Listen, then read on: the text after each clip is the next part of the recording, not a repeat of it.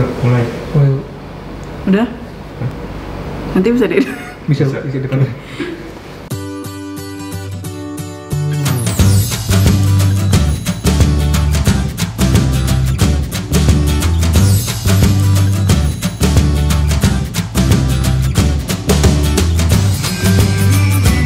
Assalamualaikum warahmatullahi wabarakatuh. Selamat pagi semuanya. Sebelum mulai, saya copot masker dulu ya. Teman-teman di sini semuanya pakai masker, jadi saya copot masker dulu.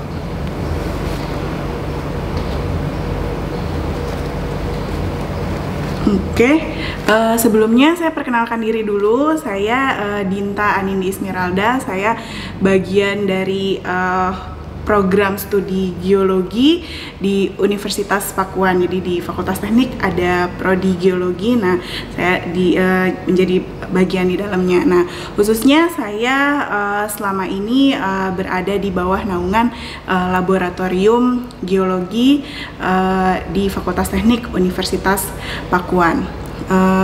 Background pendidikan saya saat S1 saya berkuliah di Pakuan juga, mengambil jurusan geologi.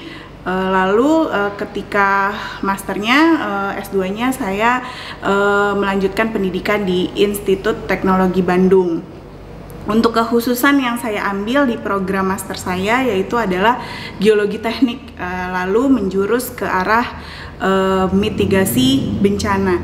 Nah, kalau ditanya kenapa sih fokusnya ke arah mitigasi bencana, dan terakhir adalah saya lebih menjurus ke arah landslide atau longsoran. Jadi sebelum saya mengambil master degree, saya banyak berkecimpung di pekerjaan-pekerjaan yang berhubungan dengan longsoran, dengan banjir, dengan geological disaster yang ternyata kita yang tinggal di Indonesia ini sangat erat hubungannya dengan geological disaster. Nah, semenjak saya bekerja, semenjak saya banyak berkecimpung di bidang geological disaster and mitigation, akhirnya saya memutuskan untuk lebih belajar lagi mengenai hal tersebut. Nah, jadi di master degree saya pertama saya ambil kekhususan di geological engineering karena mitigasi berada di bawah naungan geological engineering. Lalu saat tesis saya mengambil khususnya di longsoran, di mitigasi, khususnya lagi membuat landslide susceptibility map gitu ya. Jadi mitigasinya melalui pembuatan peta kerentanan gerakan tanah gitu. Nah, oke, hari ini kita sama-sama diskusi dan belajar, sama-sama menggali pengetahuan mengenai longsor dan mitigasinya. Jadi selama ini saya juga masih sangat belajar mengenai longsor dan mitigasinya serta geological disaster yang lain. Jadi kebanyakan memang geological disaster itu atau bencana geologi itu berhubungan satu sama lain, jadi bisa saling menyebabkan. Tapi hari ini kita akan lebih banyak membahas tentang longsor dan akhirnya kita akan menjurus ke mitigasinya. Oke, sebelum kita ke arah mitigasi, karena ini ke arah mitigasi gitu ya, kita harus kenalan dulu nih sama artisnya hari ini,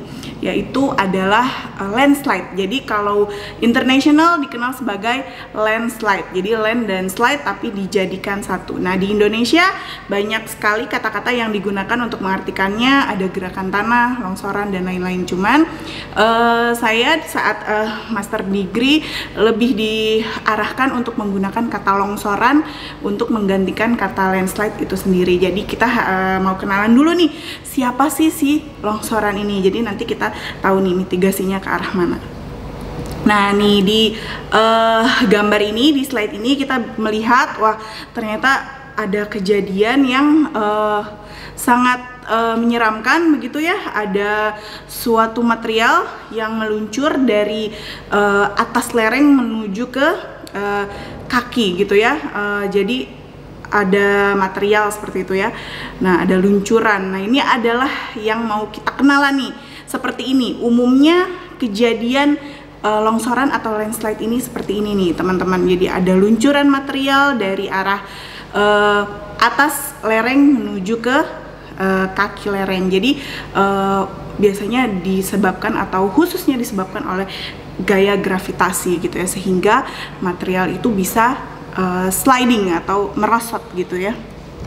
Nah, jadi apa sih definisi dari longsoran atau landslide? Nah, menurut Farnes 1978, jadi bahasa Inggrisnya dulu nih, landslide, apakah itu landslide? The movement of a mass of rock, debris, or earth down a slope. Nah, jadi di sini mass rock atau debris yang turun ke turun ke arah lereng gitu ya.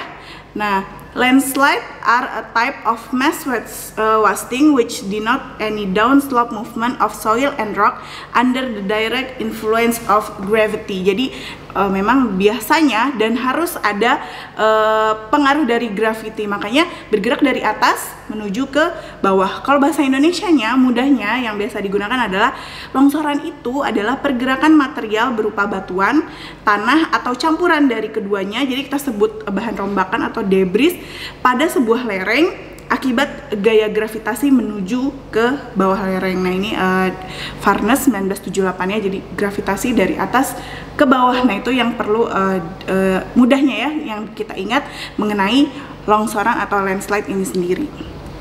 Nah, ternyata longsoran ini banyak tipenya gitu ya, jadi nggak cuman longsor aja, nggak cuman longsoran aja, tapi ternyata banyak tipenya yang harus kita kenali sebelum kita mau memitigasi atau menangani sebuah bencana longsoran. Jadi ada berdasarkan pergerakannya, type of movement, ada juga berdasarkan material yang dibawanya. Yang pertama itu ada yang namanya fall atau jatuhan ya. Biasanya materialnya itu ada rock, batuan, debris, juga earth itu tanah ya. Lalu ada topless, lalu ada slide itu dibagi dua, rotasional dan transitional, lalu ada lateral spread, lalu ada flows, dan ada kompleks. Jadi kalau kompleks ini bisa gabungan dua atau lebih dari tipe longsoran itu sendiri. Nah, sekarang kita bahas satu-satu apa sih dari tipe-tipe longsoran itu sendiri. Yang pertama ada jatuhan atau fall, dikenalnya ini merupakan jenis longsoran biasanya di tanah lempung yang terjadi bila air hujan mengisi retakan di puncak sebuah lereng. Nanti teman-teman bisa lihat gambarnya. Jadi di sini ada jatuhan gitu ya, dari sebuah lereng, jadi jatuh ke bawah.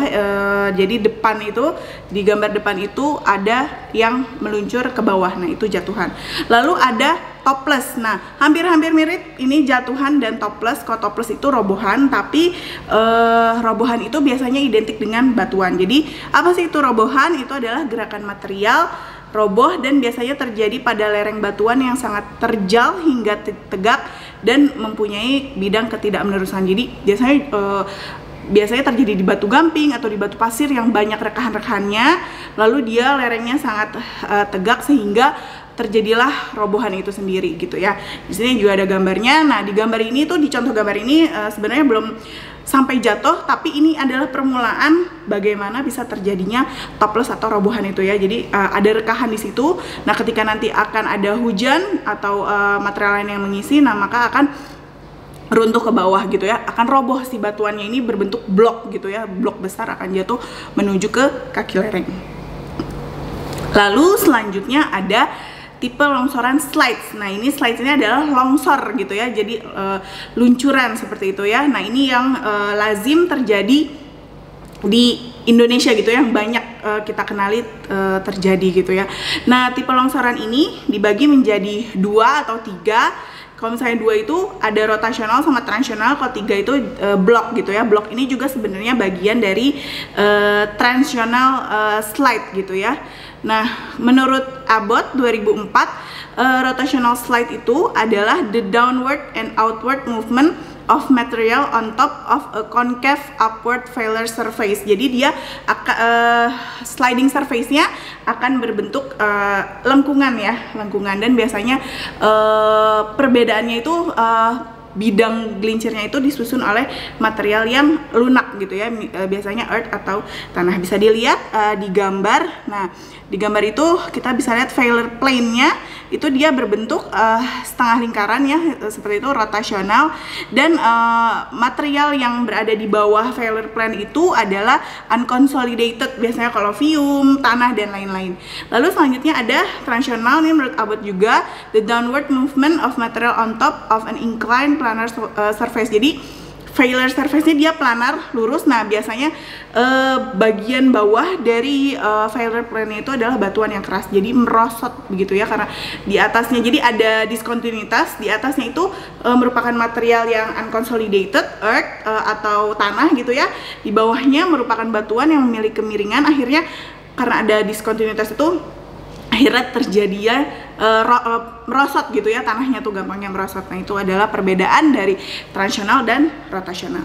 Selanjutnya ada blok. Nah, blok ini sebenarnya dia juga pergerakannya sama dengan transitional, cuman dia berbentuk blok-blok. Jadi material di atasnya yang mengalami longsor itu adalah material yang lebih keras gitu ya. Kalau misalnya transitional itu dia lebih lunak seperti itu. Nah, kita lanjut ke tipe longsoran yang selanjutnya. Nah, yang selanjutnya itu ada tipe flow atau kita kenal dengan aliran. Lalu selanjutnya ada lateral spread gitu ya. Jadi ada sebaran. Nah, kalau aliran ini sendiri itu sebenarnya banyak, jadi dibagi bisa menjadi 4 gitu ya. Ada debris flow, debris avalanche, ada earth flow, dan ada creep. Jadi apa sih? Yang aliran itu adalah gerakan dari material yang telah hancur ke bawah lereng dan mengalir seperti cairan kental. Aliran sering terjadi dalam bidang geser yang relatif sempit. Nah, belakangan ini yang mungkin sangat lumayan besar terjadi itu di Kabupaten Brebes, kalau saya nggak salah, itu merupakan debris flow. Jadi campuran, ada tanah, ada batuan, ada air, sehingga kita sebutnya material campuran atau debris ya. Karena kental dan berair, kental, lumpur, sehingga gerakannya begitu cepat, dan karena membawa material sehingga apa yang diterjangnya itu akan mengalami kerusakan gitu ya, dan dia akan mengalir terus karena sifatnya ada airnya. Nah, tercampur air, lumpur, sehingga selama masih bisa turun, selama masih ada slope yang dia turuni, maka materialnya akan terus turun. Nah, itu yang terjadi. Berbeda dengan longsor-longsor yang lainnya, ketika longsor terjadi berat, dia akan pindah ke kaki lereng, sedangkan kalau misalnya aliran ini dia bisa akan sangat panjang seperti itu ya alirannya, atau area yang terkena itu akan panjang tapi sempit, biasanya seperti itu. Tapi sempitnya ini dalam skala apa dulu gitu ya, sempit itu terlihat panjang gitu ya, tapi tetap kalau misalnya kita di daerah kejadian pasti akan luas. Nah, itu yang terjadi. Tipe longsoran ini merupakan tipe longsoran yang lumayan menyebabkan kerusakan yang cukup parah ya, karena yang tadi kita diskusikan bahwa dia akan mengalir terus selama masih ada downslope gitu ya, nanti sampai berhentinya di mana. Lalu ada juga yang namanya itu adalah seperti, kalau saya pelajari itu ya, seperti silent landslide gitu ya, karena terkadang ada bagian dari flow ini atau aliran ini yang terjadi pada lereng yang cukup landai, biasanya kurang dari 5 derajat gitu ya, dia bisa terjadi. Nah, ini namanya creep atau rayapan. Namanya itu rayapan, jadi merayap gitu ya kejadiannya, jadi lamban tapi dia menyebabkan kerusakan. Nah, ini yang saya temukan di daerah Bogor. Tempat kita ini ada di daerah Sukamakmur. Di sana itu disusun oleh formasi Jatiluhur, lempung Jatiluhur kalau nggak salah. Jadi itu ada clay, ada batu lempung, saya lupa formasinya apa. Nah, batu lempung tersebut memiliki kemiringan namun berada pada daerah yang cukup landai. Nah, jika kita ke daerah tersebut, kita bisa lihat tiang listrik pada miring, terus pagar-pagar warga itu pada miring, bahkan sampai ada bangunan masjid, musola kecil gitu yang dia bener-bener miring, padahal ada di tempat yang tidak terlalu tidak terlalu terjal. Nah, itu disebabkan oleh creep ini sendiri. Jadi ada rayapan di bawah tanah. Biasanya terjadi ketika ada batu lempung di bawah, lalu ada material tanah di atas, lalu ada aliran air antara lempung dan batu lempung dan tanah ini. Jadi batu lempung kan kita kenal sebagai batuan yang impermeable, sehingga ketika hujan turun lalu ada infiltrasi dari tanah, air itu tidak bisa dengan cepat masuk ke dalam batu lempung karena memang sifatnya impermeable. Dia sudah sangat banyak mengandung material air sehingga tidak bisa lagi menyerap air gitu ya, sehingga kemungkinan terjadi adalah terjadinya aliran air di bawah tanah itu sendiri gitu. Jadi kita tidak melihat ada aliran air di permukaan, namun ada di bawah gitu ya. Jadi dia akan membawa material yang ada di atasnya itu bergerak turun ke bawah ke arah downslope, tapi karena slope-nya tidak terjal, dia pelan-pelan seperti itu. Jadi yang di bawah itu, yang di atas itu yang kelihatan miring-miring seperti itu ya. Jadi yang dirusak adalah konstruksi, tapi secara pelan-pelan ya, tiang listrik, pagar, jalan dan lain-lain itu seperti itu. Itu kita bisa lihat di daerah Sukamakmur. Lalu selanjutnya adalah lateral spread. Jadi dia ada sebaran gitu ya. Jadi seperti disebar gitu batuannya ya. Jadi kayak ada diberantakin gitu ya batuannya. Jadi apa sih sebaran? Itu merupakan kombinasi dari meluasnya massa tanah dan turunnya massa batuan dan terpecah-pecah ke dalam material yang lebih lunak di bawahnya. Kalau kita lihat nih gambar nih yang dari Highland, jadi di bawah itu, di bawah batuan ada firm clay, di bawahnya ada soft clay. Jadi di bawah itu materialnya lebih lembut, lebih lembek, terus lebih lunak gitu ya, sehingga yang di atas itu, yang lebih keras itu tidak bisa ditahan oleh material yang lebih lunak di bawahnya gitu. Apalagi adanya rekahan-rekahan lalu terisi air, jadi akan terjadi si lateral spread ini gitu ya. Jadi material yang lebih lunak itu tidak bisa menahan beban dari si yang lebih keras atau yang lebih firm di atasnya. Jadi itu adalah tipe-tipe longsoran yang kita kenal selama ini gitu ya, ada beberapa. Nah selanjutnya, selain karena ada tipe-tipe yang tadi saya bahas, jadi kalau di Indonesia ini juga di tempat yang lain, jadi si debris avalanche atau debris flow itu merupakan tipe longsoran yang menyebabkan kerusakan yang cukup parah gitu ya. Tapi di longsoran yang lain pun seperti itu. Nah namun biasanya ada satu hal lagi yang menyebabkan longsoran itu tingkat kerusakan longsoran itu berbeda-beda, yaitu adalah kecepatannya. Jadi ternyata di Cruden and Furness di 1996 itu juga membahas mengenai kecepatan longsoran ya. Ada 1 sampai 7. Ada 7 tingkatan dari extremely slow sampai extremely rapid gitu ya, dalam milimeter per second ya. Kalau yang extremely slow itu 5 kali 10 pangkat min 7 mm per second, sampai yang rapidnya itu 5 kali 10 pangkat 3 mm per second atau 5 meter per second. Nah terus apa sih yang kerusakan yang disebabkan? Nah kalau misalnya extremely slow ini katanya dia imperceptible without instrument, jadi susah untuk dilacak gitu ya pergerakan ini, dan biasanya tidak terlalu merusak konstruksinya. Semakin ke atas yang kerusakan yang disebabkan akan semakin meningkat. Misalnya di very rapid kita bisa some life loss velocity too great to permit all person to escape ya, jadi nggak bisa lari gitu ya. Sampai akhirnya di extremely rapid itu adalah catastrophe gitu ya, jadi semuanya hancur gitu ya, karena kecepatannya itu semuanya ke bawah, set, hilang gitu ya. Itu adalah kelas-kelas kecepatan longsoran gitu ya.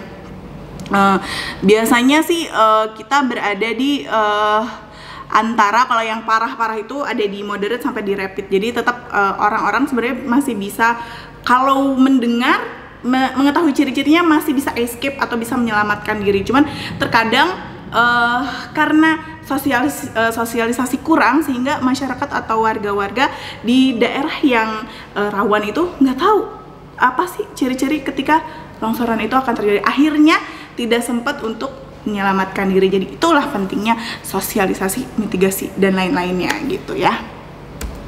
Nah, habis itu kita udah sama-sama membahas nih tipe-tipe longsoran, lalu apa sih penyebabnya kok bisa terjadi longsoran gitu ya? Padahal kan sudah ada lereng di situ, maksudnya sudah terbentuklah berdasarkan morfologi, genesannya sudah ada di situ, tapi kenapa kok tiba-tiba bisa longsor gitu ya? Apa sih penyebabnya gitu ya?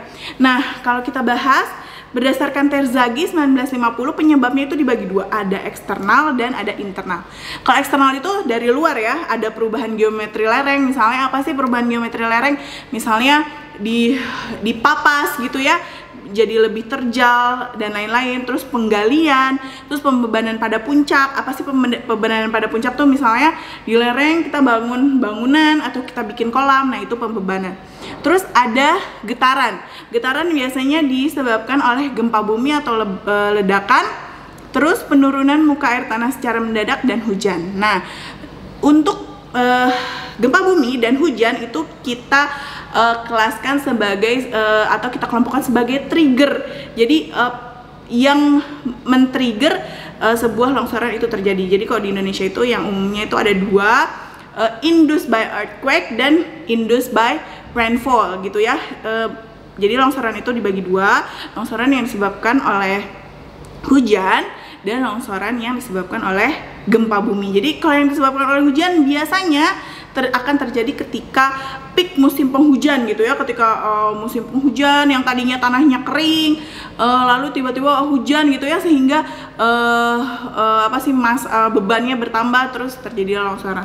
Lalu yang kedua adalah di earthquake. Jadi biasanya terjadi di daerah-daerah yang sangat dekat dengan sumber gempa, sehingga getaran yang terjadi itu cukup dapat merubah atau merusak kesetimbangan dari lereng gitu ya. Jadi ada dua nih, biasanya kita pisahkan jadi dua, apakah daerah tersebut longsor akibat hujan ataukah tertrigger akibat earthquake atau gempa bumi. Lalu yang kedua penyebabnya adalah internal. Jadi kondisi dari material penyusun lereng itu sendiri. Yang pertama pelapukan. Apabila lereng material lereng itu mengalami pelapukan yang cukup signifikan, intens, nah maka akan terjadinya longsoran itu akan meningkat gitu ya. Lalu ada keruntuhan progresif gitu ya, ada sesuatu yang menyebabkan material di dalamnya itu runtuh, lalu hilangnya sementasi tanah. Nah ini biasanya juga akibat perubahan suhu, cuaca dan lain-lain, lalu adanya berubahnya bentuk material. Ini juga masuk dari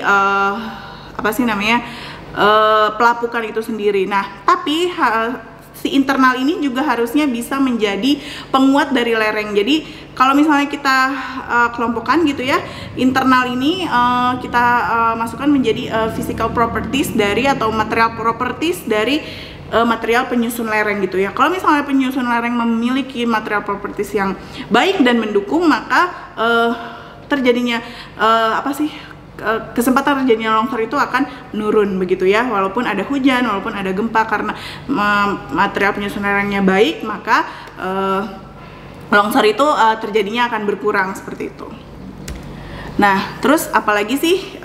Terus mudahnya nih kita bagi penyebabnya ini menjadi tiga. Yang pertama adalah kondisi geologi atau ground condition, atau kondisi material penyusun lereng ya. Ketika material yang lemah atau sensitif, material penyusun lerengnya lapuk, atau di dalam tanah penyusun lereng ini banyak mengandung mineral-mineral lempung yang memiliki aktivitas yang tinggi gitu ya, punya sifat swelling yang tinggi gitu ya. Nah itu juga memperparah atau mempercepat terjadinya gerakan tanah atau longsor ini. Terus adanya rekahan-rekahan, adanya diskontinuitas gitu ya. Terus adanya bedding, kelapisan dan lain-lain, itu juga bisa menyebabkan terjadinya longsor. Kalau diskontinuitas itu apa sih? Nah, diskontinuitas itu kan adanya batas ya, perbedaan nih. Misalnya paling gampang di atas itu adalah material yang highly weathered, misalnya ada tanah gitu ya, lalu di bawahnya ini ada batuan yang lebih fresh gitu. Nah, ini akan ada diskontinuitas antara soil, antara tanah yang highly weathered dan batuan yang fresh. Nah, batas antara yang highly weathered dan fresh itu merupakan bidang diskontinuitas. Nah, bidang ini juga akan bisa merupakan penyebab dari longsoran itu sendiri. Seperti yang saya bilang, misalnya tiba-tiba air hujan gitu ya masuk ke dalam tanah karena highly weathered, jadi infiltrasinya cepat masuk ke tanah, tapi ketika sampai ke bagian yang fresh, otomatis infiltrasinya atau penyerapan airnya, masuknya air ke dalam batuan itu akan melambat, sehingga akan terjadinya aliran air di bawah tanah itu. Nah, itu bisa juga menyebabkan longsoran. Ketidakselarasan dan lain-lain itu pasti juga menyebabkan sebagai penyebab dari si longsoran itu. Lalu adanya perbedaan permeabilitas yang tadi saya jelaskan ya. Misalnya yang ini lebih porus, yang bawahnya tidak porus. Nah, itu akan menyebabkan longsoran itu sendiri. Nah, di slide ini saya tampilkan dua gambar. Ini hasil pengukuran geolistrik yang pernah kami lakukan. Ini di Sukamakmur. Kebetulan Sukamakmur itu merupakan daerah yang zona merah gitu ya, yang sangat sering terjadi gerakan longsoran ini ya. Jadi ketika musim penghujan pasti banyak kejadian longsoran, makanya kami melakukan penelitian. Jadi setelah melakukan penelitian di beberapa lokasi itu kita memang menemukan adanya bidang diskontinuitas. Jadi bagian bawah itu merupakan material yang bisa kita interpretasikan sebagai batu lempung, lalu di atasnya merupakan batuan produk vulkanik, lalu di atasnya adalah material yang sudah highly weathered, jadi soil gitu ya. Nah, adanya diskontinuitas ini menjadi penyebab di daerah ini atau di Sukamakmur ini sering terjadi longsoran ya. Kalau misalnya kita lihat itu yang biru itu ya, itu di kita biru, hijau, yang paling bawah itu kita interpretasikan sebagai batu lempung. Atasnya itu merupakan batuan vulkanik dan soil. Nah, ketiga material ini memiliki permeabilitas yang berbeda, juga ada bidang diskontinuitas di antaranya, sehingga menyebabkan terjadinya longsoran. Hasil analisis kami di sini yang terjadi adalah indikasi longsoran tipe slide yang rotasional gitu ya, ketika terjadi di sini gitu. Lalu di daerah selanjutnya masih di daerah Sukamakmur juga kita coba ukur di daerah yang lumayan landai.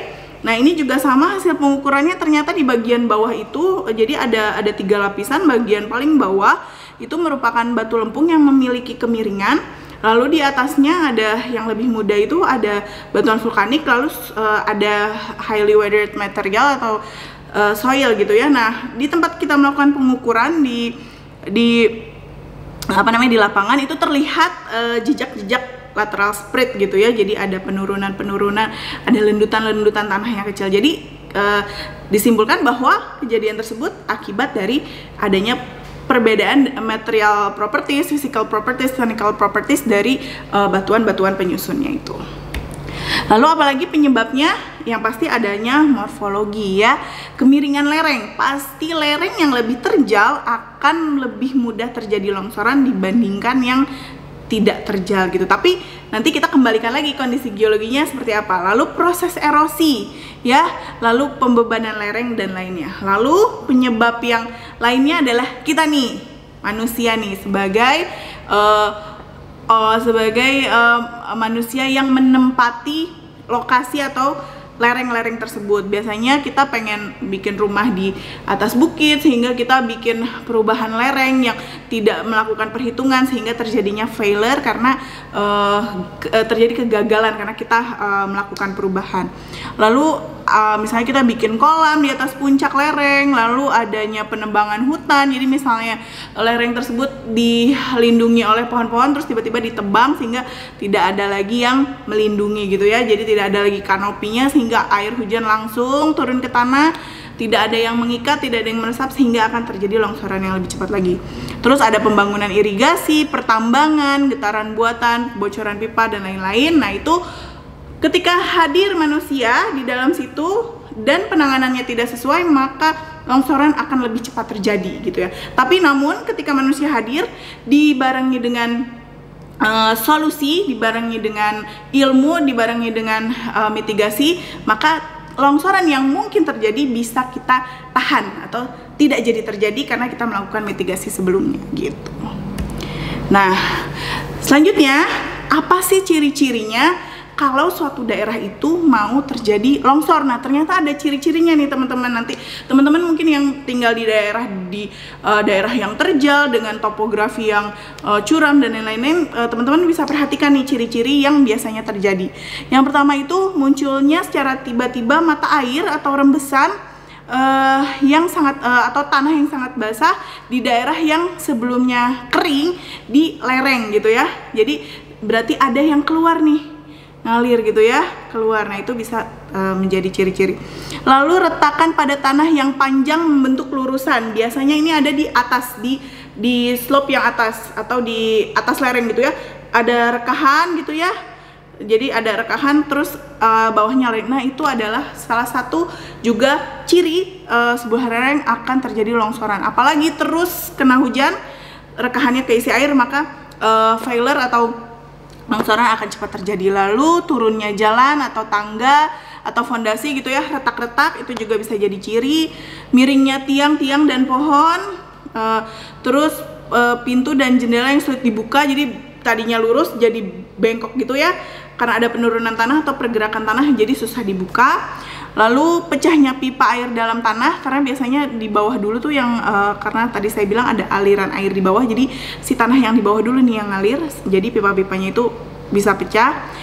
Jalan retak, terus biasanya juga terdengar bunyi gemuruh karena jadi bagian bawah tuh sudah turun, set bunyi gemuruh karena dia bawa material yang banyak, lerengnya terjal, baru nanti akan turun nih, ser gitu ya berdasarkan bunyinya. Nah, itu teman-teman bisa segera evakuasi ke daerah yang lebih baik. Terus menurunnya debit air sungai, nah itu ya karena masuk ke dalam rekahan-rekahan, itu juga bisa menjadi ciri. Di sini ada gambar nih, apa sih rekahan itu ya, kita bisa lihat rekahan panjang itu ya, cuman fotonya nggak full, jadi di bawahnya itu ada lereng. Nah, ini rekahan ini akan menjadi cikal bakal dari mahkota dari si rekahan itu ya, jadi ada miring-miring dan segala macam, ini bisa dilihat. Terus yang paling baru itu yang terjadi di tol ya, itu ada kayak ambles gitu ya, kita ngomongnya ada ambles, jalan tol ambles, padahal di bawahnya itu, di lerengnya itu terjadi pergerakan sehingga jalannya juga ambles. Sebenarnya bukan ambles ya, dia ke bawah longsor aja gitu ya, tapi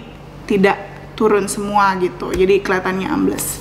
Nah, setelah kita kenalan tadi sudah apa sih longsoran, terus jenis-jenisnya, kecepatannya, ciri-ciri dan lain-lain. Nah, kita mulai masuk ke mitigasinya nih. Mitigasi apa sih yang harus dilakukan nih bagi kita yang teman-teman nih yang di geologi kan, karena longsoran ini masuk dalam geological disaster, kita merupakan orang-orang yang juga bertanggung jawab atau memiliki kemampuan untuk melakukan mitigasi ya.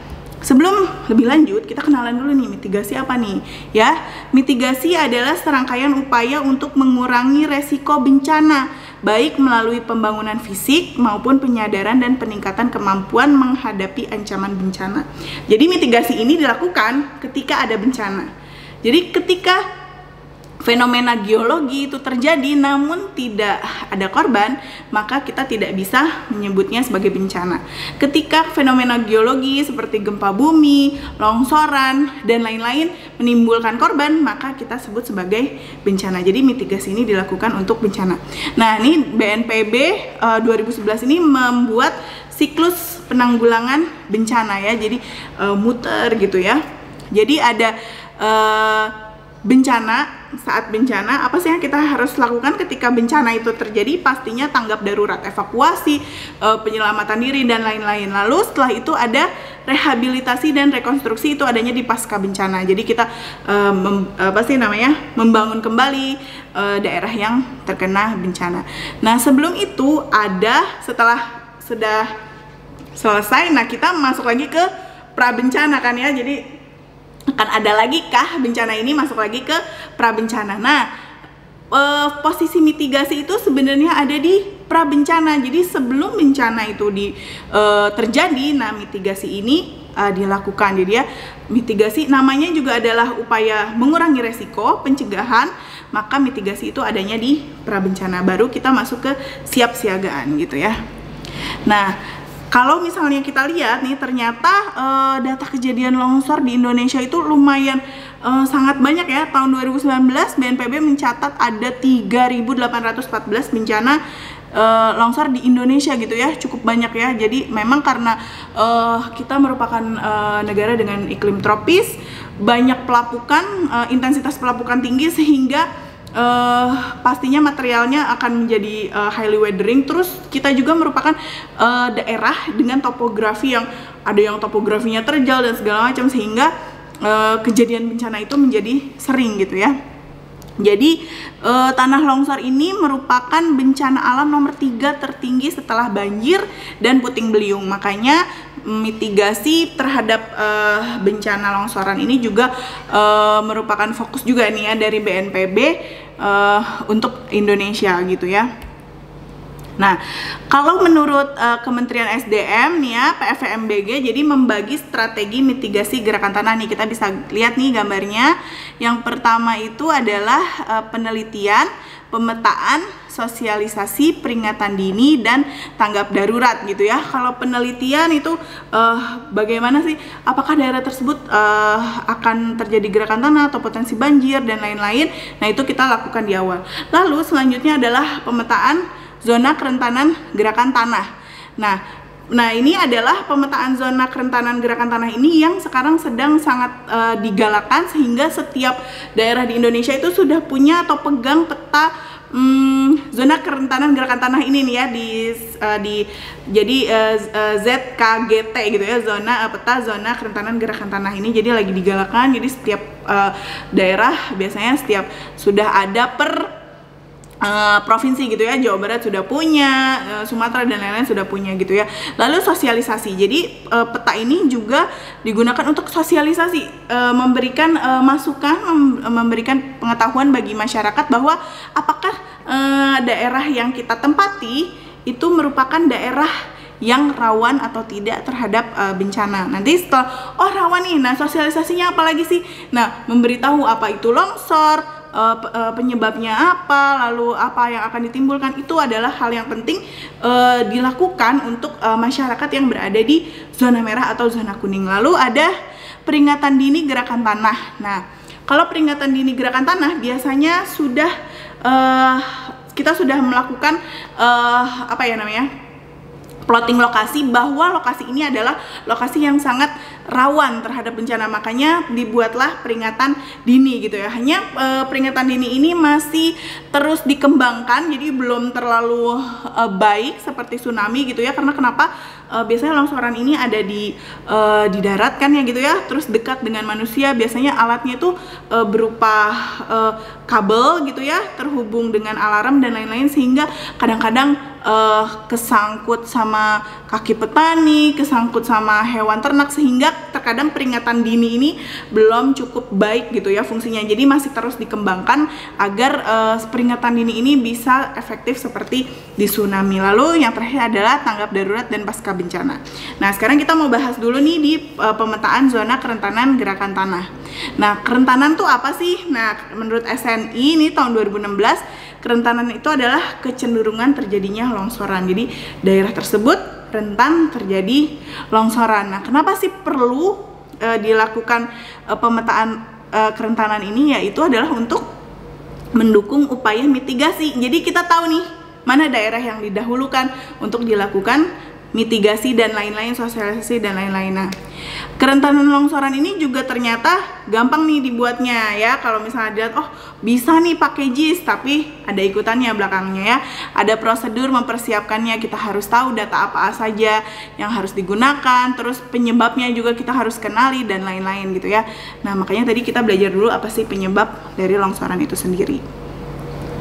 Nah, lalu menurut SNI, metode analisis kerentanan longsoran ini dibagi 3. Yang pertama itu ada heuristik, statistik, sama deterministik.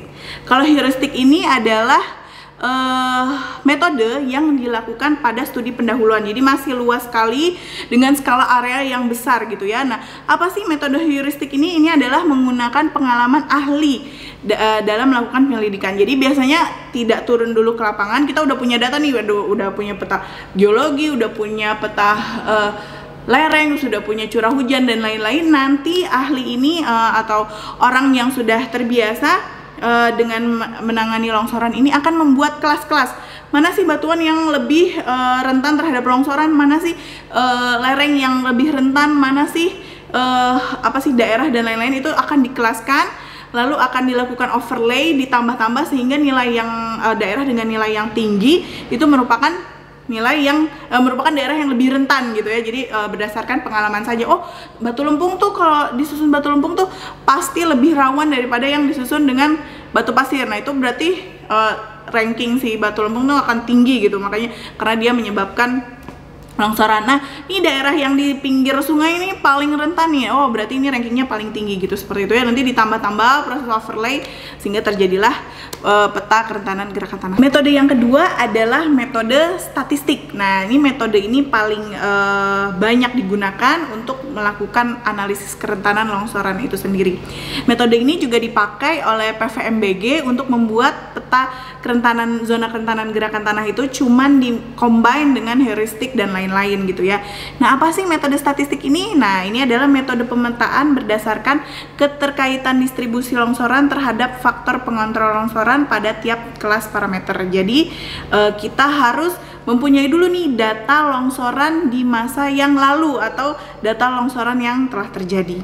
Nah, metode statistik ini biasanya digunakan untuk penataan ruang dan pengembangan infrastruktur. Jadi, apakah daerah tersebut cocok untuk dilakukan pembangunan besar-besaran dan lain-lain? Nah, itu biasanya kita melakukan analisis dengan metode statistik. Nah, skalanya sudah menengah, areanya juga sudah tidak terlalu luas. Nah, langkah-langkah yang dilakukan, kita memetakan dulu titik-titik longsoran, di plotting secara baik, lengkap, lalu kita deskripsi luasannya, materialnya, besarannya, dan lain-lain, lalu kita masukkan ke dalam database. Baru nanti akan kita analisis dengan faktor pengontrolnya. Bagaimana sih keterkaitan longsoran dengan geologinya, dengan struktur geologi, dengan curah hujan, dengan topografi, dan lain-lain. Jadi ranking dari faktor penyebab ini akan ditentukan oleh statistik dari data longsoran itu sendiri. Ketika suatu batuan atau suatu formasi geologi memiliki data longsoran yang banyak dan rapat dalam suatu formasi geologi, maka otomatis formasi geologi tersebut atau batuan tersebut akan memiliki nilai atau ranking yang tinggi. Nah, setelah kita menganalisis keterkaitan antara faktor penyebab dan data longsoran, baru kita akan melakukan overlay, penjumlahan nilai, dan akhirnya nanti akan keluar analisis kerentanan longsoran. Mana sih zona merah, mana sih zona kuning, hijau, biru, dan seterusnya. Lalu yang ketiga adalah metode deterministik. Nah, ini sudah sangat detail ya, bahkan kita bisa membuat analisis kerentanan pada satu lereng yang sempit gitu ya dengan metode deterministik ini ya. Nah, ini dengan analisis faktor keamanan FK ya. Jadi di dalam proses analisis deterministik ini kita harus melakukan uji physical properties, material properties, mechanical properties pada material penyusun lereng. Entah itu tanahnya, batuannya, dan lain-lain, besar kemiringan lerengnya. Lalu nanti akan kita analisis dibantu dengan beberapa software gitu ya. Sudah ada software-software yang bisa membantu kita dalam melakukan analisis faktor keamanan dari lereng ini. Jadi kita tinggal gambar lerengnya itu seperti apa, posisi tanahnya seperti apa, kemiringan batuannya seperti apa, struktur atau rekahan yang ada di dalam batuannya seperti apa, lalu kita masukkan material properties dari material penyusun lereng ini, maka nanti akan keluar FK-nya. Jadi nanti ada batasan-batasan FK nih, oh kalau untuk tambang FK-nya sekian, kalau untuk perumahan FK-nya sekian, kota FK-nya sekian. Nanti ketika FK-nya di bawah standar, maka lereng tersebut adalah merupakan lereng yang rentan terhadap longsoran gitu ya. Jadi seperti itu. Jadi dia skalanya sudah sangat detail sekali gitu ya. Kita sudah bisa memperkirakan. Kalau sudah pakai metode deterministik ini, kita sudah bisa tahu bagaimana caranya menangani lereng. Mau dibuat lebih landai kah, mau dibuat terasa sering, mau dilakukan penguatan misalnya pakai soil nailing, pakai geotextile dan lain-lain, itu kita bisa analisis di deterministik ini. Jadi semakin ke bawah metodenya itu semakin detail gitu ya. Jadi nanti tinggal pilih aja yang cocok sama yang mau kita lakukan tuh yang mana, heuristik, statistik, atau deterministik. Nah, kalau saya waktu kemarin tesis itu saya fokus di statistik karena wilayahnya cukup luas sehingga metode statistik dirasa merupakan metode yang paling tepat dan bisa dipertanggungjawabkan secara ilmiah gitu ya. Jadi saya tidak mengira-ngira dalam melakukan ranking penyebab longsor, tapi saya meranking penyebab longsor dengan data longsoran itu sendiri gitu ya. Jadi lebih bisa dipertanggungjawabkan gitu.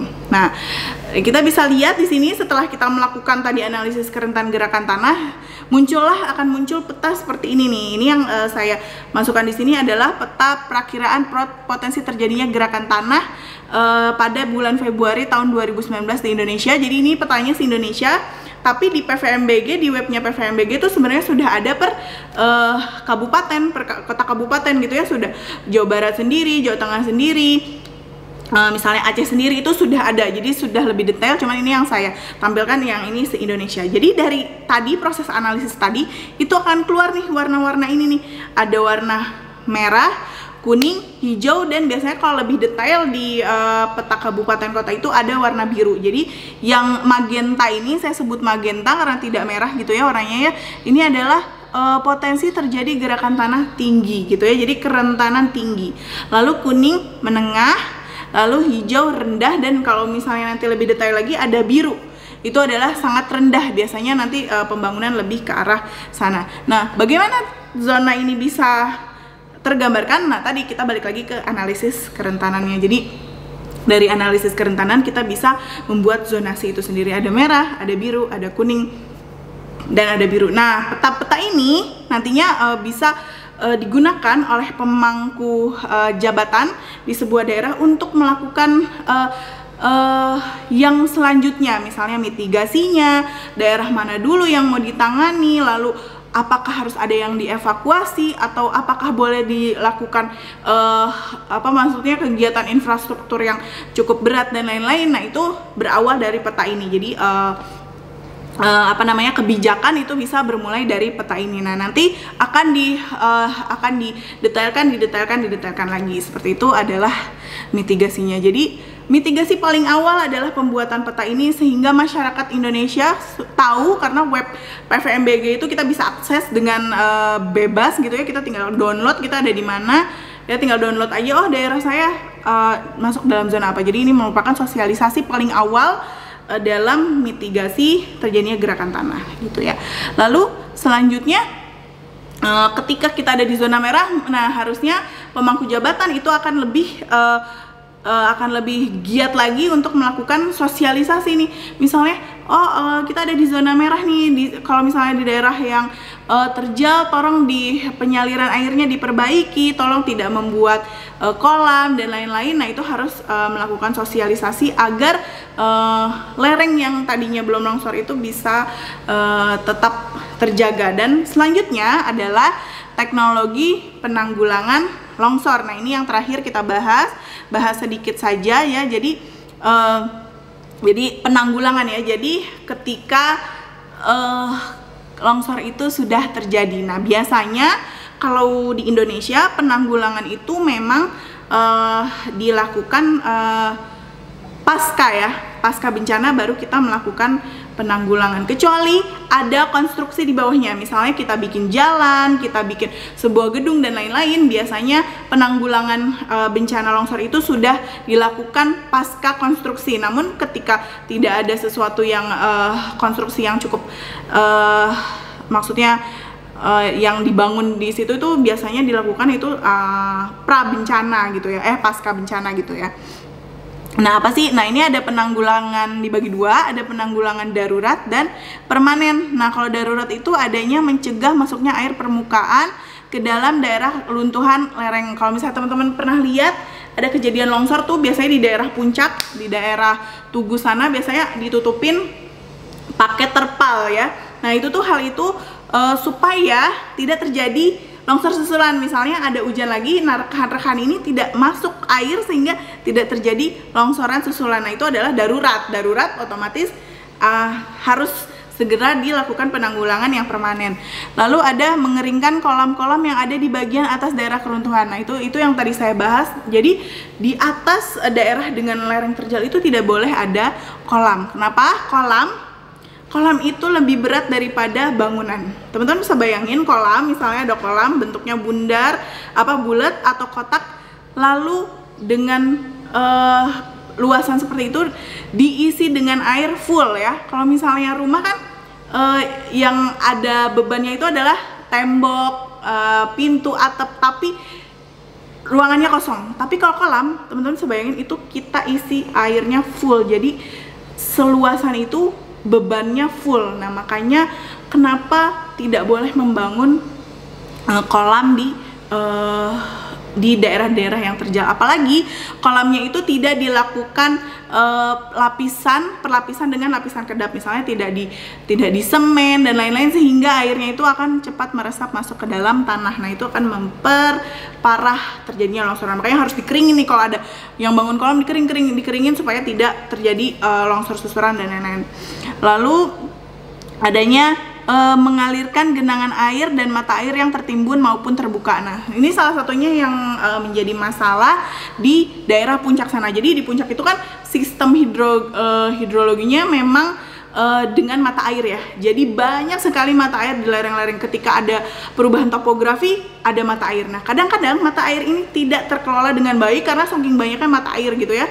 Jadi tidak terkelola dengan baik, akhirnya mengalir saja begitu saja ya, menuruni lereng. Nah, itu juga salah satu penyebab terjadinya longsoran gitu ya. Jadi baiknya setiap mata air itu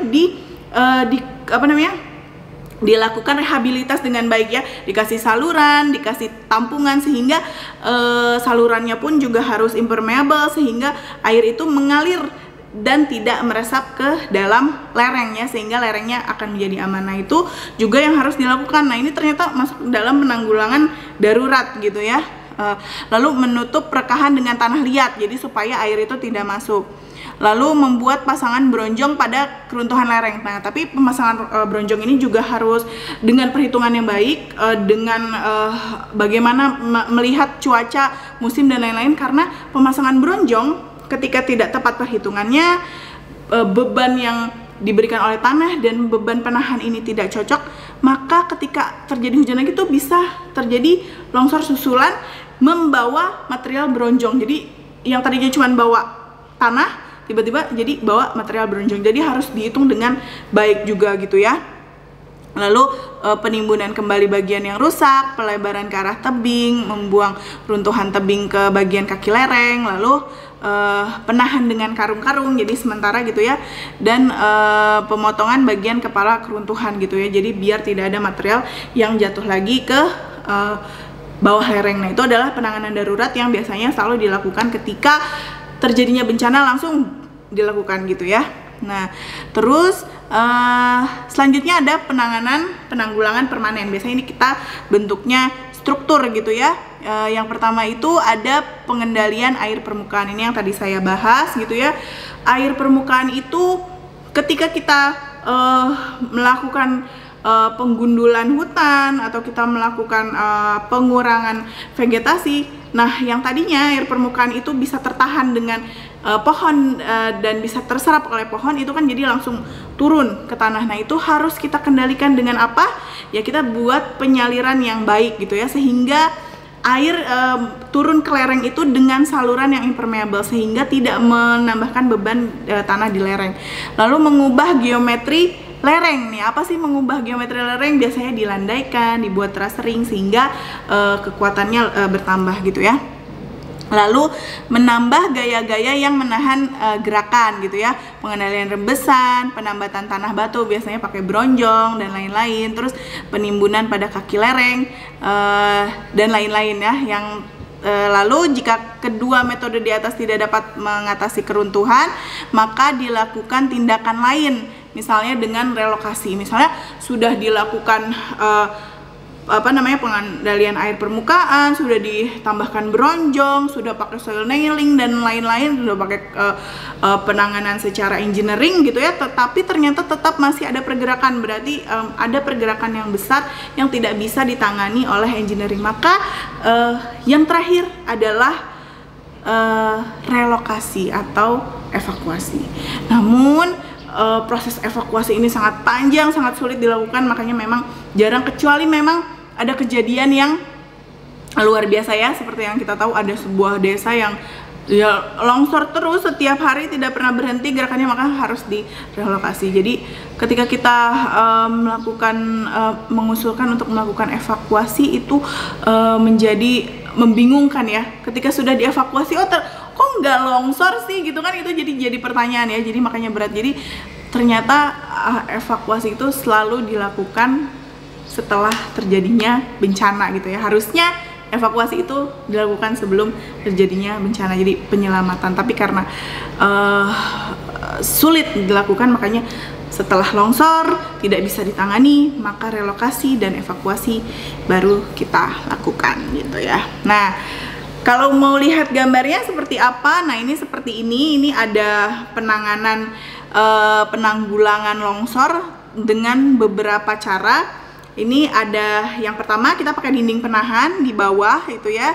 Lalu kita juga bikin pelandaian dan terasering juga penanaman pohon. Nah ini metode campuran gitu ya, sehingga diharapkan longsoran pada lereng itu tidak terjadi gitu ya. Nah yang paling lagi hits akhir ini adalah penanganan dengan pembuatan terasering diperkuat dengan geotekstil plus rumput vetiver atau tanaman-tanaman lain yang memiliki akar serabut yang panjang ke bawah, sehingga lereng tersebut tetap terlihat indah, hijau, tapi tidak longsor gitu ya. Kalau misalnya teman-teman lihat di jalur puncak, saya lupa tuh tepatnya di mana, karena sudah terlanjur longsor, akhirnya dilakukan penyemprotan semen dan soil nailing gitu ya, kan kelihatannya jadi kurang indah gitu ya, nggak natural. Nah itu karena sudah tidak bisa diapa-apakan lagi, sudah tidak bisa dilandaikan. Kalau dilandaikan itu akan kemungkinan terjadi kembali longsoran. Akhirnya disemprot dengan semen supaya maksudnya kedap, lalu di soil nailing. Jadi dikasih besi gitu ya, dipaku ya, istilahnya paku tanah. Dari kalau misalnya ini lereng, jadi masuk ke dalam batuan yang keras gitu ya, jadi dipaku set terus di semen gitu ya, jadi istilahnya dipaku gitu ya, namanya soil nailing. Tapi kalau dilihat tuh kayaknya kurang indah. Nah itu tapi jadi penanggulangan bencana longsor itu akan kembali lagi dengan tipe longsorannya, materialnya apa dan lain-lain gitu ya. Jadi seperti itu langkah-langkah mitigasi secara umum ya, dari penelitian, pembuatan peta, yang terakhir adalah struktural atau penanggulangannya gitu. Nah dari saya segitu aja, kita sharing segitu. Mudah-mudahan nanti ada masukan lagi, tambahan lagi, jadi kita banyak sharing, banyak ilmu dan lain-lain. Mudah-mudahan apa yang saya bagikan ke teman-teman itu bermanfaat dan bisa menambah pengetahuan dari teman-teman juga. Terima kasih untuk perhatian teman-teman. Wassalamualaikum warahmatullahi wabarakatuh.